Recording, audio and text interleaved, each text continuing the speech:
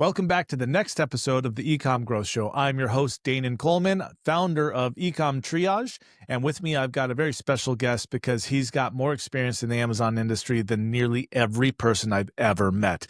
And with me is Jay, the founder and creator of eComEngine. Jay, how you doing, buddy? Doing great, Dane. It's great to see you, and appreciate you having me on here. So, Well, absolutely. My pleasure. So I've been a seller on Amazon for 15 years, and you've been doing software for Amazon even longer than that, right? yeah, that's true. And I was a seller on Amazon before the Mm-hmm. software came up, and did both for a while. And now my brain is mostly in the software space. So, Sure. yep. Cool. Well, why don't you give us a little bit of that history? So, I've known you and of eComEngine for a very long time, basically ever since I got into Managed by Stats, and that was 7 years ago. So, um, give me a little bit of history. I know, especially more than ever, more than today, especially back then, that all software was born of Amazon sellers who could not get what they needed from Amazon. And Amazon stuff back then was literal just, I mean, you can read them, but spreadsheet throw up as far as I'm Well, it concerned. was a completely different world back then, like Sure. night and day. And so Yeah. when I started, I was, like many people, anybody that has the gray hair, they've worked on eBay, they've worked on Amazon, they've worked on other platforms, and I did too. And really started getting a passion for helping other sellers almost very early on, and realized this is where I really love working with other sellers. It was just fascinating. A lot of early stories, now we take for granted. I can remember early customer, this lady and her husband, had this incredible business. They were selling garage parts, and they were just going bananas on Amazon. This is probably 2007, just to give you context. Wow. They Okay. were they were just on fire. And I said, well, how are you doing all of this? And this is before we had any hosted software. It was before Definitely. SaaS Yeah. was a big thing. And Yeah. and I remember her telling me, she said, "Well, my biggest problem is I've got, I'm just so busy." And I said, "Okay, tell me more." And well, I've got 150, 200 orders a day. 150 orders a day. I got to all these garage parts. They're experts in garages. And I said, "Well, how are you managing all those orders?" So, well, I go to the post office every day to mail them all. And I said, "Really?" And I said, "Well, I think I can help you with that." And so I started kicking off some different software tools she could use. And um, she says, "Well, you don't understand." She said, "I don't have time to do that sort of thing. I have a lot of work to do." And I said, "Well, I do understand, and you do." And I did not convince her in that first conversation. Now, when I talked to her again about a month later, it was a little bit different mindset shift, and she was ready to listen about how to automate her packing slips, her mailing labels, have the person come pick it up from her house. But it was a mindset shift. She did not get it right off the bat. Yeah. And all of us are like that to some extent. We're always dealing with new issues, new things, and we laugh at that right now, but we all have that scenario. I don't have time to deal with this issue, and then the question is, well, why not? And maybe that's something to look into. So. Yeah, yeah. Well, look, my current scenario of that is I don't have the time to look into AI automation so that AI automation can give me the time that I need to look into AI automation. Yeah, it's a double-edged sword. Yeah, it It it is. it it is a perennial problem, and it will always be with us. And so Yes. people will, yeah, so yeah, that's exactly right. So yeah, so we started out initially just doing consulting and doing custom software for people, doing integrations with different supplier platforms, and also different marketplaces. A lot of marketplaces, Sears, you probably haven't heard that in a long time. Um, you Still know, there, just yeah, not physically. Yeah, we dealt with a little bit of everything. We partnered with Amazon to do Amazon used to have their own version of Shopify called the Amazon Web Store. We were a web store partner for a while. Amazon hooked us up with a That one I haven't heard in a long time. yeah, we were in the middle of that very early on, and somehow Amazon recommended us to a big company you probably heard of called Lockheed Martin.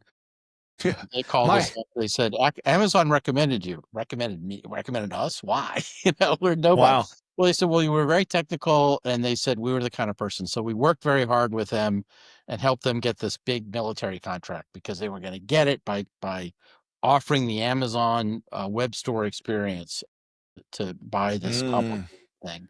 So we worked with So them a lot. funny side story, Jay, is I actually have family that's worked for Lockheed Martin. My Yeah, dad works that's for great. Lockheed Yeah. Martin. Yeah. Yeah. Well, the story was, it is like, this is early on, and they offered this big contract. They said, you would just, come work for us. And everybody on my team was like, we don't want to do that. This is, this is boring. We have no flexibility. They can change things at any minute. I said, yeah, I sort of get it, but it is guaranteed money.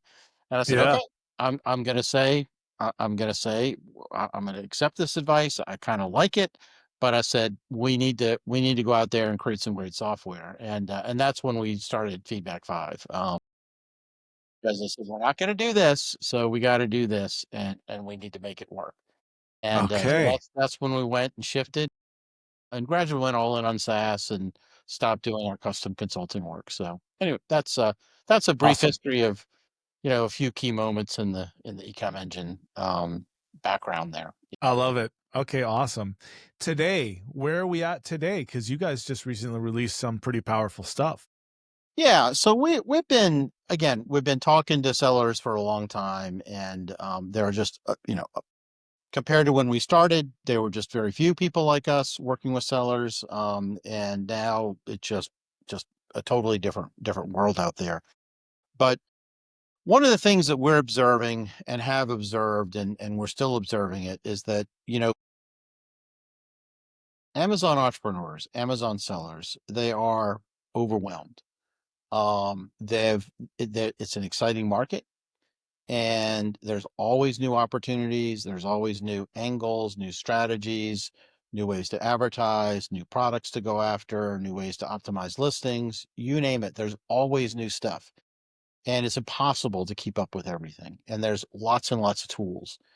And we decided that we were building out some very complicated, not complicated, just complicated analytics tools, and we're looking to offer custom analytics capabilities for some of our clients. So we just took a step back and said, what people really need more than ever today is they need to think systematically about their business.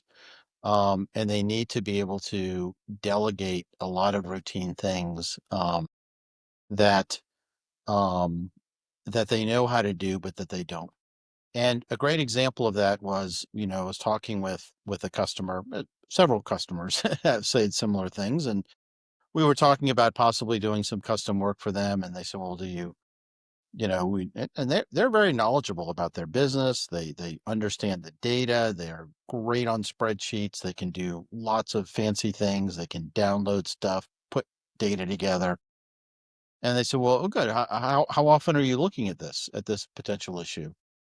And they said, "Oh, well, Looking at it. I haven't had time to look at it in a while, but I know how to do it. I can do it." And I said, "Well, okay, but," and I said, would you want us to help you do that automate it for you?" And yeah, they would, but they're not really sure they want to pay, and it's all kind of a thing. Mm. And I said, Hmm. okay, well, that conversation happens often enough where you've got really capable people. They don't feel like they can necessarily delegate it to somebody else on their staff Yeah. that doesn't have all the technical and analytic know-how they have. They don't necessarily trust. And they know they should be looking at certain things, but they just kind of cross their fingers Yeah. and hope that everything goes well. And this is a big issue because why? Piloting by feel. It's very much you're just hoping by chance, you're Yeah. navigating by feel, Yeah. the Braille method. Sometimes you Yeah. can. Yeah. And and what happens to the typical person? Well, okay, you don't have time to take a vacation, or if you do, you're worried about your business. Your spouse gets upset with you um, because you're spending too much time chasing after a new product line or a new thing or whatever. And then what also happens is that you're so taken up with information overload and opportunity overload and things, is that your brain is not able to be free enough to look at and go after the really big opportunities that are right for you. And so you're missing sometimes important things because you're so distracted. And we see this again and again and again with Amazon sellers. And and then the other thing is, you've built a business, and so a lot of sellers that come into this, they start playing around. It's kind of like a hobby, and they're like, "Whoa, I'm making some money. This is unbelievable." But that is a very common occurrence with Amazon. But taking that to the next level, you have some very, very capable, very smart, very entrepreneurial people that hustle hard, and they can go in there and they can start creating some profit, and they can just be amazed at what they can do on Amazon. But then the question is, you check back with them a few years later, and how are they doing? Sometimes they're frustrated because they've gotten suspended, or because their profits aren't there, or because competitors have come out of the woodwork. You name it. You've heard it all. I'm sure you have, Danon. And so Certainly we a lot of it. yeah, you've heard a lot of it. And so Yep. it doesn't always happen. You got to hustle all the time. But we're looking to help people make their companies into a sustainable long-term business. And that Okay. means sustainable long-term profits. It Okay, means good. This being this profitable. lens, That's yeah, what we're this focused on. So, okay. Awesome. I love it. This I'm interrupting you here. Sorry about you that know, that's good. Yeah. because this ties right into my first question for you. So, here's the question. Why do you think so many Amazon sellers get stuck chasing revenue instead of focusing on profitability? And I freaking love this question because I have historically been far more profitable than most people I've met. So please Well, answer, I mean, please.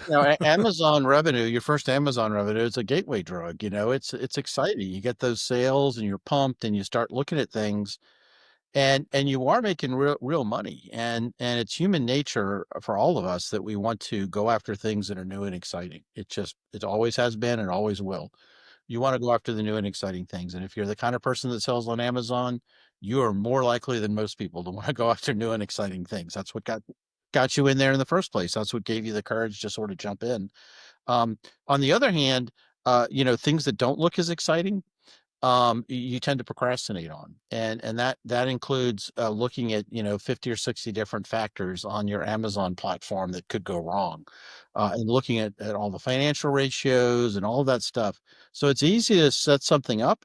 It's a lot harder to do that kind of boring work. That you tend to procrastinate, you tend to hope for the best, and that is the reason why all of us who have sold on Amazon, we tend to not like to do some of those day-to-day things. And also, it can be hard to delegate because you bring somebody on. How do you get a VA to do this? It can be Yeah. tough because Yeah. you got to know a lot to be able to be smart about what you're doing. Uh, and there are all kinds of things that can go wrong, and so it's just natural. You're stressed, and you just let that stuff slide. And we think that is a very critical element why people go after the fun stuff and forget about the boring routine day-to-day stuff. We do it all the time. If you're in school, you want to go out and have fun. You don't want to do the boring things about, writing the paper, whatever Yeah. you do. You know what's funny is I just in my last episode with Brett Curry from OMG Commerce, another company that's been in the ecom space for a very long time, although outside of Amazon initially, we were just talking about that a little bit where we didn't exactly state it this way, but I have quite a few times recently in the last few months. It's the unsexy things that make you all your money, you Yeah. know? Yeah. So you can make revenue all day long. Like the first time I heard about this, I used to be embarrassed that I couldn't claim that legitimately claim that I was a seven-figure seller each year.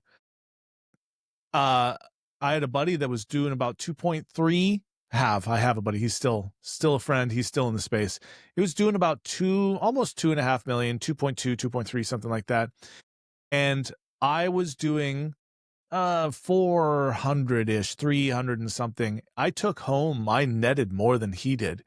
And that was flabbergasting to me. I'm like, dude, where does your money go? And so I took home like 100K more than he did, Yeah. which was amazing. I couldn't believe it. And so if someone tells me today, yeah, I'm a seven-figure seller, it, look, I'm 15 years in the space, as are you, even more than that, Jay. And you actually see, well, actually, from my time at Amazon, I would see just as many numbers as you. And it's not that impressive to me to be a seven-figure seller. I have always gone towards, well, what's my profit margin? It's just so much better. Absolutely critical. It's vanity metrics, and you can easily get swayed by the vanity metrics Yes, and forget. And not all those metrics are unimportant. It is important to have good sales. It is important to do certain things, but unless it devolves to the bottom line, which is profitability, and you can make it sustain profitability, it doesn't matter. it just doesn't matter. You can Yeah, have fun, but at the end of the day, if you can't pay yourself and you can't pay your people, it's not going to work. yeah. It's not going to work. So, I so do I did meet one person who made some eye-opening statements to me, that is that he tried to run his business at zero profit because he did such volume that he made his money off of his credit card cashback rewards. well, And I thought that was pretty interesting. yeah, so, that is one business model, and I certainly would not disparage that if in fact Yeah, is making the money. yeah. You got to make sure you don't go below zero, of course. That's still something you Right. need to manage. Right. I That's- mean, I don't know why. Like he specifically said, I do not want to make a profit because I don't want to pay taxes. I'm like, but dude, you make a profit, yeah, you pay your taxes, you keep the rest of that profit, and you still get the credit card points. But whatever, neither here nor there. All right. This actually, once again, this ties in very well to the next question. So here it is. What are the most common blind spots that prevent sellers from understanding their true margins? right. So you think about it. You start out making money, and obviously got very good gut inclinations on this, and you've been very successful. You set up, and we like to think of everything you're selling on Amazon is kind of like in keeping with our name, like a mini profit engine. Every SKU Mhm. is a profit engine. You Yep. buy it, you advertise it, you market it, you sell it. Hopefully, you don't have to process a return, and you cash out. That's a profit engine, and it's working. But then you just assume it's going to keep working because you're looking at other things, but there things that can go wrong are there are dozens and dozens and dozens and hundreds of little things that can that can either degrade or totally mess up your profit engine for that SKU. You can have shifts in fees. You can have listing data gets messed up, catalog data, categorization data. You can start having returns. Your advertising can go off base. Those are just a few of the things that can happen. You can have bad product reviews, something quite a bit about, Danon, Definitely. and they come out of nowhere, right? And sometimes they're not good reviews. Sometimes they're not valid reviews, Yep. and so all of these And things that are, can kill a launch. That eh, can kill a product or a launch. or you can kill it Easy. after you're making money, and all of a sudden you stop Yeah, making. yeah. Well, why not? Absolutely. And you could have something wrong with your packaging or your product or something, and all of a sudden your returns just go into overdrive, and what was making money is now losing money. And so it's hard to keep track of all of those things, and it's easy to just live on hope that those things won't happen, and that is a big factor for protecting your profit engine on Yeah. Amazon. So. I love it. Okay, cool. Yeah. So you just based on what you're saying, I just had a realization is that there's basically two ways that you can fail on Amazon. That's either by haymaker or death by a thousand cuts, right? So if you have an issue with your product packaging and 90% of your product shows up broken, okay, that's a haymaker to your business, right? But as you so eloquently and perfectly put, you've got categories, you've got listing issues, product detail page issues, things that are in there that are not allowed, browse node issues, and those are the death by a thousand cuts. There's all these little tiny things that you don't know are going on, but you see it incrementally in your revenue or your profit, right? So a perfect example would be what's the dimensional weight, right? Yeah. Yeah, all of a sudden it goes Amazon, wrong. Yeah. yeah, Amazon mismeasures somehow. They've got a laser measurement device, but somehow they mismeasure. Let's say you're right on the cusp of being in the oversized, and a box shows up smashed, and so that now puts it half an inch further on either side, and it put that 1 inch puts you over into oversized, right? Yeah. That's happened before, And you miss it. All of a sudden, a month later, you realize Yep. something has gone haywire with your Yeah. product item. Yeah. Yeah. Yeah. So now you're reactively trying to solve that issue. And you could have avoided that and known about it within 24 hours of it happening. Exactly right. Yeah. Yeah. All right. So let's go into question number trace here. So what does it actually look like to build a profit habit in an Amazon business? What routines or tools help make that stick? And habit, super important little thing there. Profit habit, not occasion.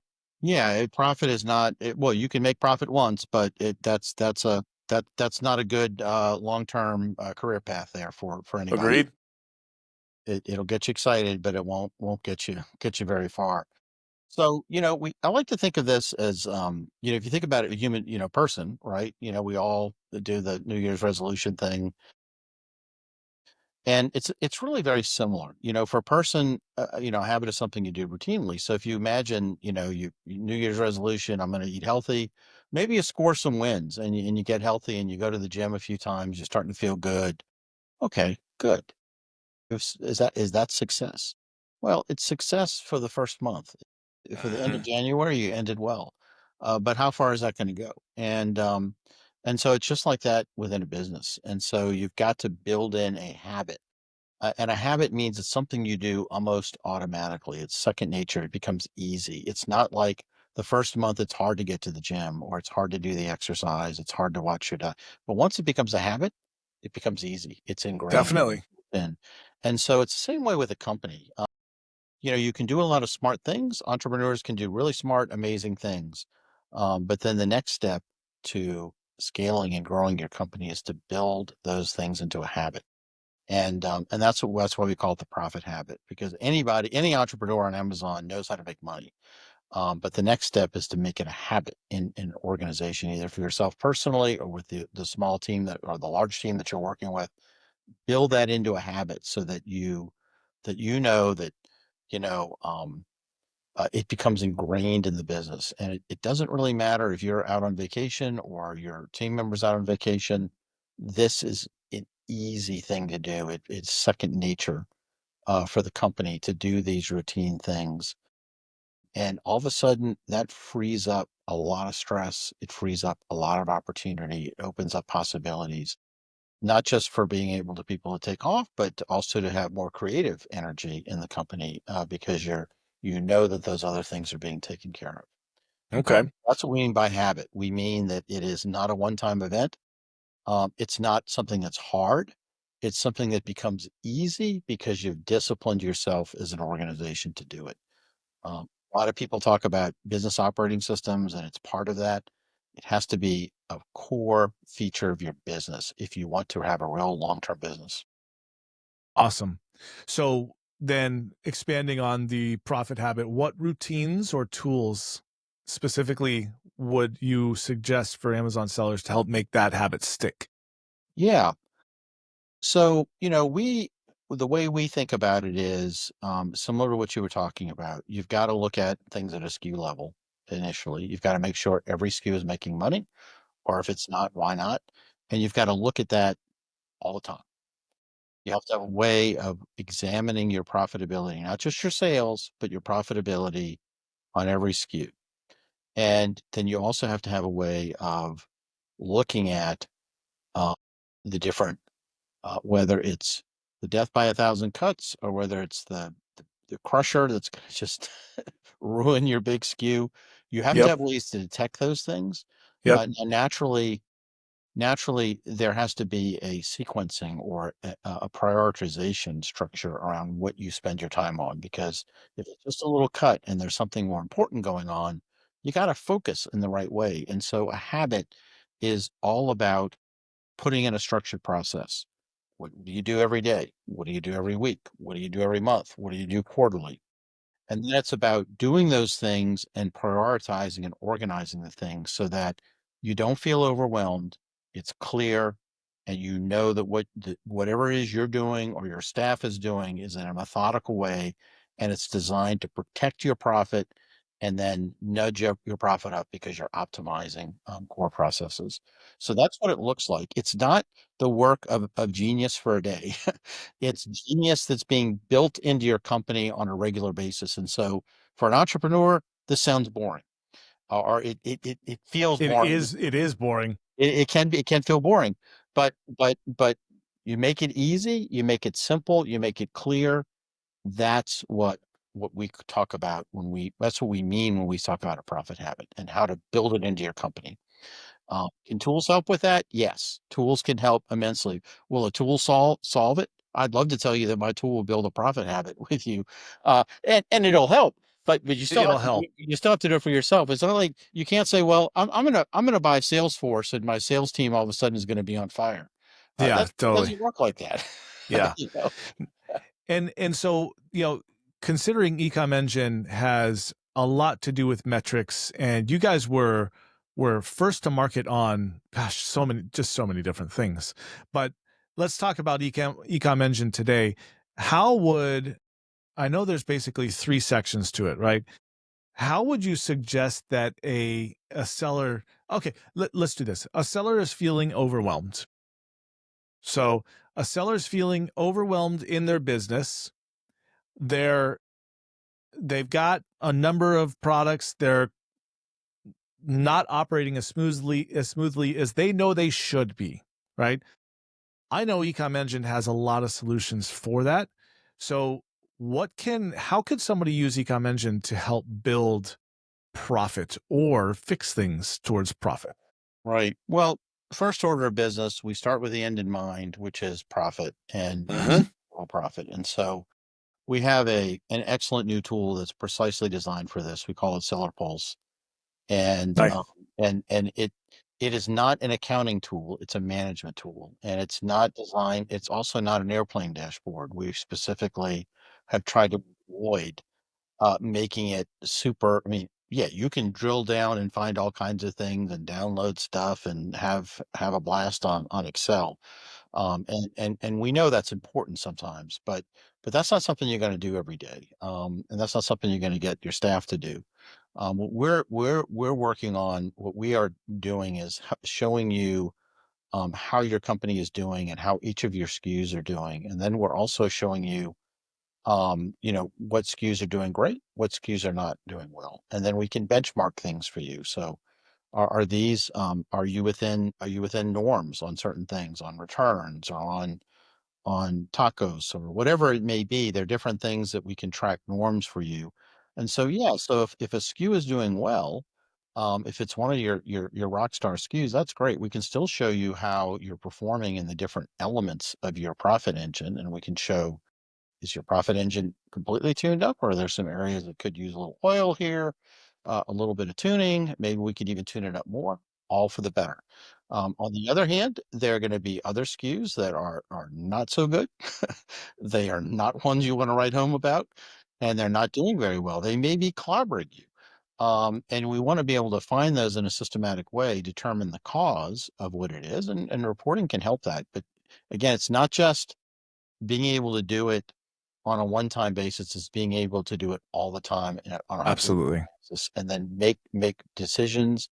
There's always going to be more to do than you can do in Amazon, and our goal is to help prioritize the things that are going to be most important to protect and improve the profit of your business. So our goal and our tool SellerPulse and everything else flows into this profit first and profit protection mindset is all about that. And so, yes, we love people to improve their feedback, to improve their reviews. We have great tools for that. We have great tools to help automate your supply chain. That's all true. But we're also just very focused on making sure that you're profitable and that you've got the core things in place that will sustain your profit over the long time. That's Jay, I a key focus. I like it. And I am just thinking back to all the people, tools I've met over the years.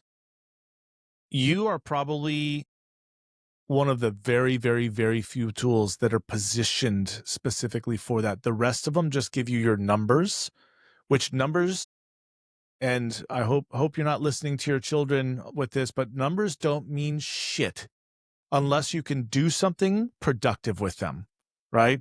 And the fact that you guys are geared towards profit, I think, is a very much needed system and mindset today, now more than ever, especially since Amazon promises not to raise rates or fees, which we know that'll never be kept, and we've got fees changing with uh, importing products. And look, no matter what, every Amazon seller, every ecom seller can expect their costs and their fees to go up, and they should expect it, and they should plan for it. And you can't plan for it accordingly unless you know how much something is making you. Because yeah, you might have products. So there was a point where I was doing I I don't know, 10,000 units a month or something like that. And it was great. But guess how much my profit was when we went and looked at it? It was like $2.50 a bottle, you know, on supplements. My supplements have a massive profit margin, but not those. So we made some changes after a And while. you can have returns, and you got to watch that. Yeah. Yeah. Yeah. There's a Yeah. lot of hidden profit suckers in there, Definitely. and you can hope for the best, but we like to inspect, constantly inspect, and give people that peace of mind. Yeah. So there's a couple of sayings that brings to mind. Plan for the worst and hope for the best. And then yep. And even more importantly than that is that if you prepare for the worst, you are never fully subjected to the wrath of its entire wrath of whatever that thing is, because you have prepared for it. Yeah, And so, you know, you can't do any of this stuff unless you're looking at your numbers, unless you really truly know your profit, unless you're forecasting, looking forward and stuff like that. So Jay, this has been super awesome. I want to thank you for coming onto the show. And any final words for anyone that's listening? this is a great conversation, Dan, and I Thanks. enjoy talking. I would just say forget about, we of course we love our tool and all of that, but I think the message is really important to think of your business as a business. It's an investment of your time. It's not a one-time event. Profit is not a one-time event. Profit is a habit, and that's where you build long-term value, and for yourself, your family, your employees. And that's really, a core message that we want to bring to people in the Amazon market, because it's a great market, great people, and we want to see more long-term success. Good. Well, let me help get that message out there, because I think it's critical importance that people get it. Well, thanks for coming on, Jay. I appreciate it. Okay, Dan. Good All talking. right. Okay. See ya. Bye-bye.